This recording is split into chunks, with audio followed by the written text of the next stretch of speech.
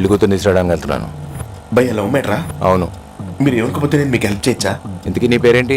Love కోసం ఎంత దూరం వెళ్తా? నిన్ను పోస్ట్ లంచ్ రమ్మన్నాను.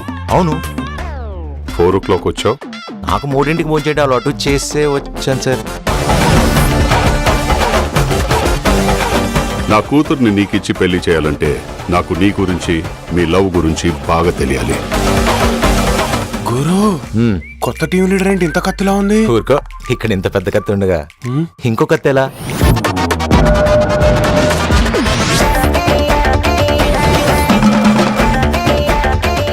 చాలా క్లోజ్ గా ఉన్నారు. మేము పెళ్లి చేసుకోబోతున్నాం ma'am. Love or arranged? Love marriage ma'am. Life లో నన్ను తప్ప ఎవరిని లవ్ చేయనన్నావు కదరా. ఏం సుడిగాడివిరా నువ్వు? ఒకే ఆఫీస్ లో ఎక్స్ ప్రెసెంట్.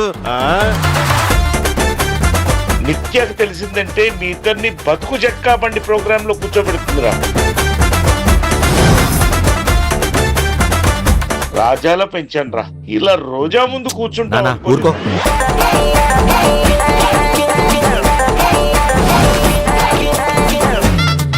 అమ్మాయిలు స్కూటీ ఎలా నడుతారో మీకు తెలిసిన విషయమే.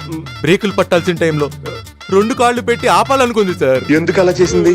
తనకి తన కాళ్ళ మీద నిలబడ్డం అంటేనే ఇష్టం సార్.